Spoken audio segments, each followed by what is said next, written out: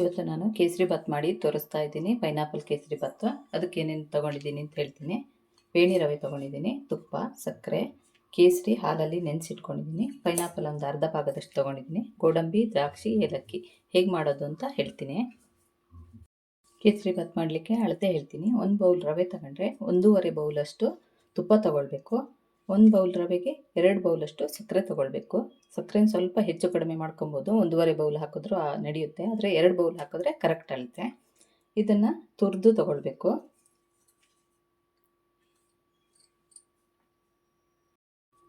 ಒಂದು ಬೌಲು ರವೆ ತೊಗೊಂಡ್ರೆ 2.5 ಬೌಲಷ್ಟು ನೀರು ತೊಗೊಳ್ಬೇಕಾಗತ್ತೆ. ನೀರನ್ನು ಕುದಿಸಿ ತೊಗೊಳ್ಬೇಕು. ಇದನ್ನು ತುರ್ಕೊಳ್ಬೇಕು, ಅಥವಾ ಸಣ್ಣಕ್ಕೆ ಹೆಚ್ಚಿದ್ರೂ ಆಗುತ್ತೆ. ನಾನು ತುರ್ಕೊಳ್ತಾ ಇದ್ದೀನಿ.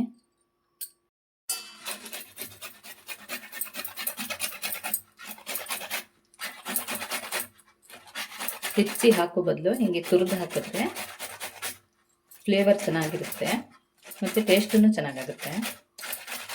ಹೆಚ್ಚಿ ಹಾಕಿದ್ರೆ ಮಧ್ಯದಲ್ಲಿ ಸಿಕ್ಕುತ್ತೆ. ಅದೇ ಹೀಗೆ ಹಾಕಿದ್ರೆ ಎಲ್ಲ ಕಡೆನೂ ಹರಡ್ಕೊಂಡು ಬಿಡುತ್ತೆ.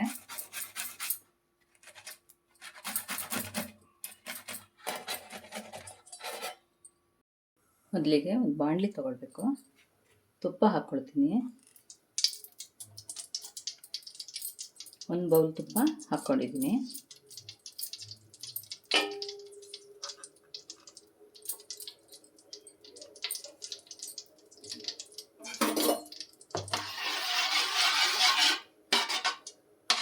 ತುಪ್ಪ ಸ್ವಲ್ಪ ಬೆಚ್ಚಗಾದ್ಮೇಲೆ ರವೆ ಹಾಕ್ಕೊಳ್ಬೇಕು. ಈ ಪೇಣಿ ರವೆಯನ್ನು ಮಾಡುವಾಗ ಹೀಗೆ ತುಪ್ಪ ಎಷ್ಟು ಬೇಕೋ ಅಷ್ಟು ಹಾಕ್ಕೊಂಡು ಮಾಡಿದ್ರೆ ಅದು ಮುದ್ದೆ ಕಟ್ಟೋದಿಲ್ಲ, ಚೆನ್ನಾಗಾಗುತ್ತೆ. ಇದರಲ್ಲೇ ರವೆಯನ್ನು ಹುರ್ಕೊಳ್ಬೇಕು.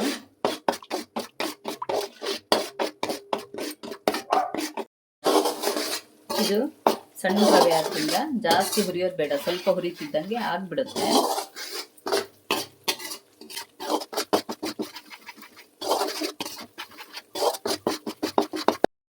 ಸಾಕು, ಇದು ರವೆ ಬಣ್ಣ ಚೇಂಜ್ ಆಗಿದೆ, ಗೊತ್ತಾಗುತ್ತೆ. ಈಗ ನೀರು ಕುದಿಲಿಕ್ಕೆ ಇಟ್ಟಿದ್ದೀವಲ್ಲ ಅದನ್ನು ಹಾಕ್ಕೊಳ್ಬೇಕು. 2.5 ಬೌಲಷ್ಟು ನೀರು ಹಾಕ್ಕೊಳ್ಬೇಕು.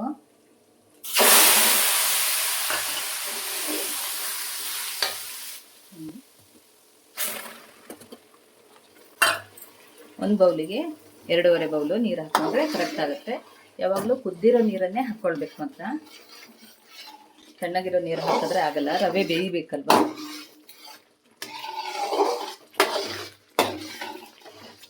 ರವೆ ಹುರಿಯುವ ಅಂದಾಜು ಗೊತ್ತಾಗಲಿಲ್ಲ ಅಂದರೆ ತುಪ್ಪ ಹಾಕಿದ ತಕ್ಷಣ ಗೋಡಂಬಿ ಹಾಕ್ಕೊಂಡು ಮತ್ತು ರವೆ ಹಾಕಿದ್ರೆ ಗೋಡಂಬಿ ಕಂದು ಬಣ್ಣಕ್ಕೆ ಬಂದ ತಕ್ಷಣ ರವೆ ಹುರಿದಿದೆ ಅಂತ ಗೊತ್ತಾಗುತ್ತೆ.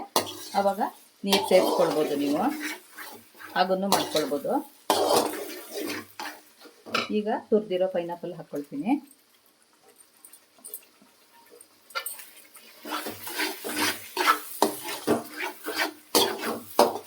ನೀರು ಹಾಕ್ತಿದ್ದಂಗೆ ರವೆ ಎಲ್ಲ ಬೆಂದ್ಕೊಂಡ್ಬಿಡ್ತು.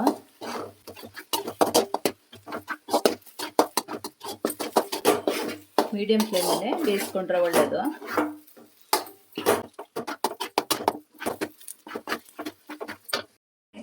ಒಂದೆರಡು ಲವಂಗ ಹಾಕ್ಕೊಳ್ತೀನಿ. ಲವಂಗ ಹಾಕ್ಕೊಂಡ್ರೆ ಘಮ ತುಂಬ ಚೆನ್ನಾಗಿರುತ್ತೆ. ಹೀಗೆ ಇಡೀನೇ ಹಾಕೋದು, ಪುಡಿ ಮಾಡಬಾರ್ದು, ಜಾಸ್ತಿ ಬೇಡ, 1-2-3 ಹಾಕಿದ್ರೆ ಸಾಕಾಗುತ್ತೆ.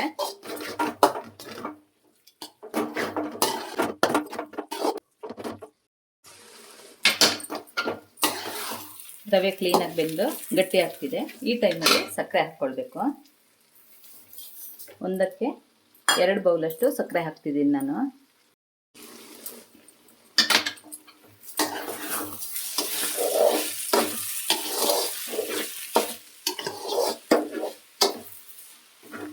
ಸಕ್ಕರೆ ಎಲ್ಲ ಕರಗಬೇಕು.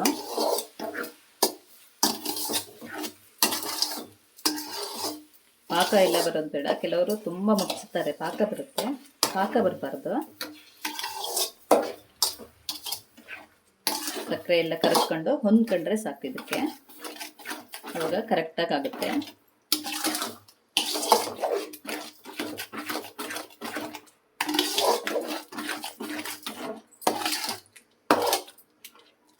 ಕೆಲವರು ದೊಡ್ಡ ರವೆಯಲ್ಲಿ ಕೇಸರಿ ಬಾತ್ ಮಾಡ್ತಾರೆ, ಅದು ಚೆನ್ನಾಗಾಗೋದಿಲ್ಲ, ಟೇಸ್ಟ್ ಇರಲ್ಲ. ಈ ರವೆಯಲ್ಲೇ ಕೇಸರಿ ಬಾತ್ ಮಾಡಿದ್ರೆ ಅದೇ ಈ ಕ್ರಮದಲ್ಲಿ ಫಸ್ಟ್ ತುಪ್ಪ ಹಾಕಿ ಹುರಿದು ಬಿಟ್ಟು ಮಾಡಿದ್ರೆ ಚೆನ್ನಾಗಾಗುತ್ತೆ, ಗಂಟು ಆಗೋದಿಲ್ಲ. ಕೇಸರಿ ಬಾತ್ ಟೇಸ್ಟು ಇರುತ್ತೆ. 2 ದಿನ 3 ದಿನ ಆದ್ರೂ ಅದೇ ಟೇಸ್ಟ್ ಇರುತ್ತೆ, ಗಟ್ಟಿ ಎಲ್ಲ ಆಗೋದಿಲ್ಲ. ಪೈನಾಪಲ್ದೇ ಕಲರ್ ಇದೆ, ನಾನು ಇನ್ನೂ ಕಲರ್ ಏನೂ ಹಾಕಿಲ್ಲ. ಒಂದಕ್ಕೆ 1.5 ಬೌಲ್ ಅಂತ ಹೇಳಿದ್ದೆ, ನಾನು ಅವಾಗ 1 ಬೌಲ್ ಹಾಕಿದ್ದೀನಿ. ಈಗ ಇನ್ನೊಂದು ಅರ್ಧ ಬೌಲಷ್ಟು ತುಪ್ಪ ಹಾಕ್ಕೊಳ್ತೀನಿ. ಜಿಡ್ಡು ಚೆನ್ನಾಗಿರಬೇಕು, ಆವಾಗಲೇ ಕೇಸರಿ ಬಾತು ಚೆನ್ನಾಗಾಗೋದು.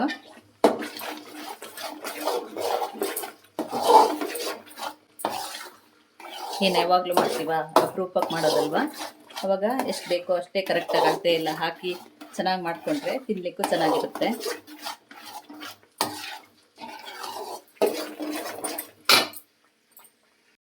ಈ ಟೈಮಲ್ಲಿ ನಾನು ಕೇಸರಿ ನೆನೆಸಿಟ್ಟಿದ್ನಲ್ಲ ಅದನ್ನು ಹಾಕ್ಕೊಳ್ತೀನಿ. ಕೇಸರಿ ಹಾಕೋದ್ರಿಂದ ಕಲರು ಬರುತ್ತೆ ಮತ್ತು ಫ್ಲೇವರ್ ತುಂಬ ಚೆನ್ನಾಗಾಗುತ್ತೆ.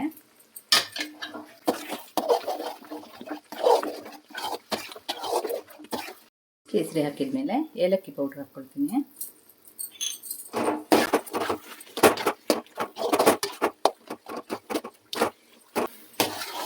ಆಯಿತು, ಕೇಸರಿ ಬಾತ್ ರೆಡಿಯಾಗಿದೆ.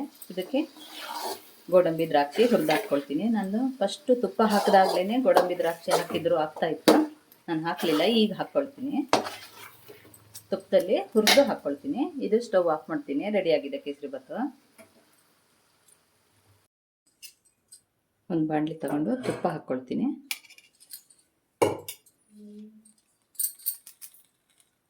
ಗೋಡಂಬಿ ಹಾಕ್ಕೊಳ್ತೀನಿ.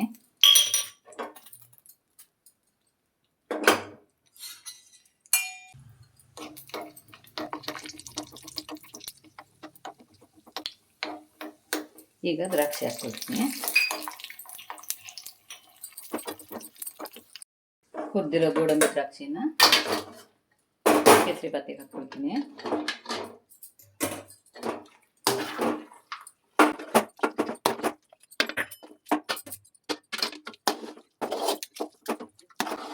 ಹೀಗೆ ಸೈಡೆಲ್ಲ ತುಪ್ಪ ಬಿಟ್ಕೊಳ್ತಾ ಇರಬೇಕು, ಕರೆಕ್ಟಾಗಿರುತ್ತೆ. ಅದು ಬಿಸಿ ಆರಿದ ಮೇಲೆ ಹೀರ್ಕೊಳ್ಳುತ್ತೆ ಆ ತುಪ್ಪನೆಲ್ಲ. ಮತ್ತೆ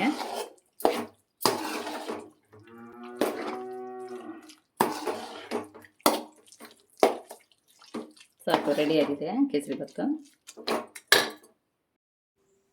ಇವತ್ತಿನ ವಿಡಿಯೋದಲ್ಲಿ ನಾನು ಪೈನಾಪಲ್ ಕೇಸರಿ ಬಾತ್ ಮಾಡೋದು ಹೇಗೆ ಅಂತ ತೋರಿಸ್ಕೊಟ್ಟಿದ್ದೀನಿ. ಈ ವಿಡಿಯೋ ನಿಮಗೆ ಇಷ್ಟ ಆದಲ್ಲಿ ಲೈಕ್, ಶೇರು, ಕಮೆಂಟ್ ಮಾಡಿ. ಸಬ್ಸ್ಕ್ರೈಬ್ ಮಾಡದೇ ಇರೋರು ಸಬ್ಸ್ಕ್ರೈಬ್ ಮಾಡಿ. Thank you.